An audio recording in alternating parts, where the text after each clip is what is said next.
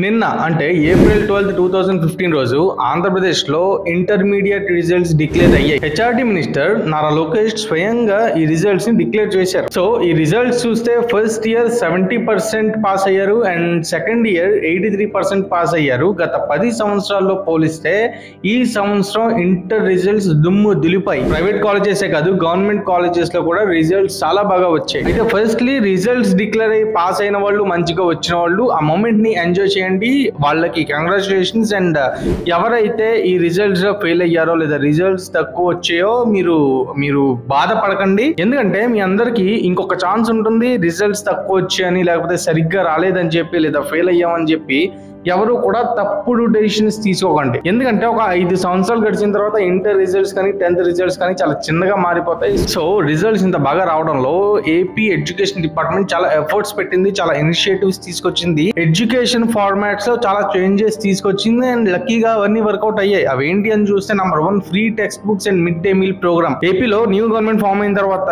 గతంలో మాదిరి అంటే 2019 కి ముందు మాదిరి ఇంటర్ స్టూడెంట్స్ ప్రతి ఒక్కరికి కూడా ఫ్రీ టెక్స్ట్ బుక్స్ అంటే సర్వేపల్లి రాధాకృష్ణ విద్యార్థి మిత్ర ప్రోగ్రామ్ కింద ఫ్రీ టెక్స్ట్ బుక్స్ ని అంటే స్కూల్స్ కే కాదు ఇంటర్ కాలేజెస్ కూడా కావాలని చెప్పి స్టూడెంట్స్ కి గవర్నమెంట్ ఇచ్చింది. సో ఇలా టెక్స్ట్ బుక్స్ ఇవ్వడం వల్ల అండ్ టెక్స్ట్ బుక్స్ లో బైలింగ్వల్ తో పాటు ఈ క్యూఆర్ కోడ్ సిస్టమ్ ఉండడం వల్ల రిజల్ట్స్ చాలా బాగా వచ్చాయి. స్టూడెంట్స్ చదవడానికి ఈజీ అయింది, డబ్బులు లేక టెక్స్ట్ బుక్స్ ఎవరు కొనలేదు అనే సిచ్యువేషన్ రాకుండా పోయింది. ఇక రెండోది మిడ్ డే మీల్ ప్రోగ్రామ్. దీనికన్నా ముందు మనం ఇంకొక పాయింట్ మాట్లాడుకోవాలి. స్టూడెంట్స్ టైమింగ్ ని అంటే కాలేజ్ టైమింగ్స్ ని 9:30 to 4 ఉండేదాన్ని కాస్త 9 నుంచి ఈవినింగ్ 5 వరకు పెట్టారు. దీని వల్ల ఒకటి ఎక్స్ట్రా కేర్ తీసుకోవడం వర్కౌట్ అయింది అండ్ దాంతో పాటు స్టూడెంట్స్ ఎక్స్ట్రా టైం అక్కడ స్పెండ్ చేశారు. స్టూడెంట్స్ ఎక్స్ట్రా టైం స్పెండ్ చేయాలంటే వాళ్ళకి ముందు కడుపు నిండా ఫుడ్ ఉండాలి. కాబట్టి డొక్కా సీతమ్మ మధ్యాహ్నం భోజన పథకం కింద ఇంటర్ కాలేజెస్ కూడా ఏపీ గవర్నమెంట్ ఫుడ్ ప్రొవైడ్ చేసింది. సో ఒక క్వాలిటీ ఫుడ్ ప్రొవైడ్ చేయడం వల్ల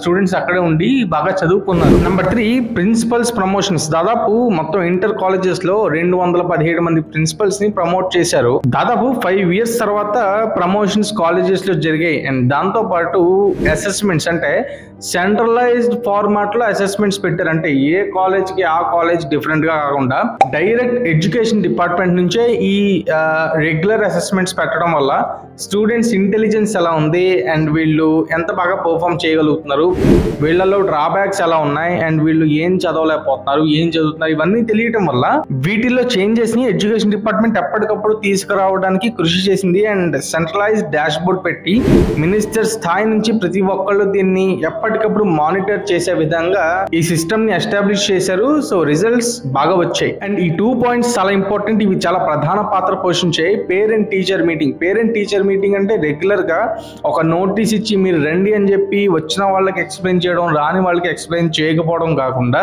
ముఖ్యమంత్రి స్థాయిలో ఈ పేరెంట్ టీచర్ మీటింగ్ జరిగాయి. ఇది ఓన్లీ స్కూల్స్ కే పరిమితం చేయలేదు, కాలేజెస్ కూడా ఇది పెట్టడం వల్ల స్టూడెంట్స్ దగ్గర నుంచి, పేరెంట్స్ దగ్గర నుంచి, టీచర్స్ దగ్గర నుంచి ప్రతి ఒక్కళ్ళు అక్కడ అటెండ్ అవడం వల్ల ప్రతి ఒక్కళ్ళు వ్యూస్ షేర్ చేసుకుని అక్కడ రియల్ సిచ్యువేషన్ ఎలా ఉంది అనేది టీచర్స్ కానీ, స్టూడెంట్స్ కానీ, పేరెంట్స్ కానీ, ఎడ్యుకేషన్ డిపార్ట్మెంట్ కానీ, ఎడ్యుకేషన్ మినిస్ట్రీ కానీ వీళ్ళందరూ తెలుసుకుని ఎక్కడికక్కడ రెగ్యులర్ చేంజెస్ చేయడం వల్ల కూడా ఒక మంచి రిజల్ట్ వచ్చింది. అండ్ దాంతో పాటు దీనికి కంటిన్యూషన్ గా స్టూడెంట్స్ ని ప్రైవేట్ కాలేజెస్ లాగా A, B and C ఇలా డివైడ్ చేసి వాళ్ళకి B and C కేటగిరీ వాళ్ళకి పర్సనల్ టెక్స్ట్ బుక్స్ కానీ లేకపోతే వీటిని స్టడీ మెటీరియల్స్ కానీ లేకపోతే పర్సనల్ కేర్ తీసుకుని ఎక్స్ప్లెయిన్ చేయడం వల్ల రిజల్ట్స్ బాగా వచ్చాయి. అంటే వీటితో పాటు జేఎల్ ప్రిఫరెన్స్ కూడా పెంచారు. అంటే ప్రైవేట్ కాలేజెస్ లో జేఎల్స్ ఉంటారు, వాళ్ళు ఎవరైతే బాగా చదువుతారో వాళ్ళని వదిలేసి ఎవరైతే బాగా చదవరో వాళ్ళందరినీ పర్సనల్ గా కేర్ తీసుకుని చదివిస్తారు.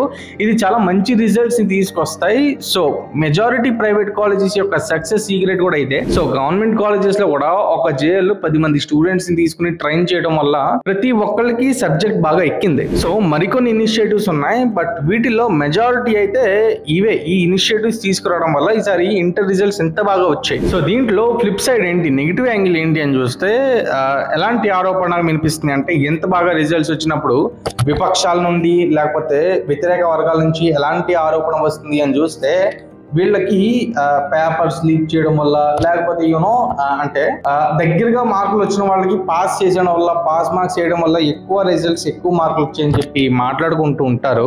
సో యూనో రిజల్ట్స్ చూపించలేని వాళ్ళు, సక్సెస్ఫుల్ అవ్వలేని వాళ్ళే సక్సెస్ అయిన వాళ్ళని వాళ్ళలో ఏదో ఒక బ్లేమ్ ని చూపించాలి అనుకుంటారు. For example 10th class results తీసుకుంటే కిరణ్ కుమార్ రెడ్డి గారు 2013 ఆ టైంలో చీఫ్ మినిస్టర్ గా చేస్తున్నప్పుడు ఆయన దిగిపోయే టైంకి అప్పుడు వచ్చిన 10th క్లాస్ రిజల్ట్స్ 79% పాస్ అవుతే, తర్వాత 79% దగ్గర సిబిఎన్ చార్జ్ తీసుకుని ఆయన దిగిపోయే టైంకి 2019 లో దిగిపోయే టైంకి 94.85% పాస్ పర్సెంటేజ్ ఉంటే 94.85 అంటే దాదాపు 95% దగ్గర జగన్ గారు చార్జ్ తీసుకుంటే ఆయన దిగిపోయే టైంకి దాదాపు ఎంత 75% అరౌండ్ వచ్చింది పాస్ పర్సెంటేజ్. అంటే దాని అర్థం కిరణ్ కుమార్ రెడ్డి గారు సీఎం గా పనిచేసే టైం కన్నా తక్కువ రిజల్ట్ జగన్ గారి రిజిమ్ లో వచ్చింది. అంటే ఆ గవర్నమెంట్ తీసుకున్న ఫెయిల్యూర్ డెసిషన్స్ వల్ల, ఫెయిల్యూర్ మోడల్స్ ని అప్లై చేయడం వల్ల 10th కానీ ఇంటర్ కానీ చాలా వర్స్ట్ రిజల్ట్స్ రికార్డ్ చేసాయి. సో నేను చెప్పే పాయింట్ ఏంటంటే ఈ ఇనిషియేటివ్స్ చాలా మంచిగా తీసుకున్నాడు. అండ్ రెండో విషయం ఏంటంటే మనకు తెలిసింది ఫ్రీ టెక్స్ట్ బుక్స్ ఇచ్చారని మనం డిస్కస్ చేసుకున్నాం, తర్వాత ఫ్రీ మిడ్ డే మీల్ పెడుతున్నారని చెప్పి మనం డిస్కస్ చేసుకున్నాం.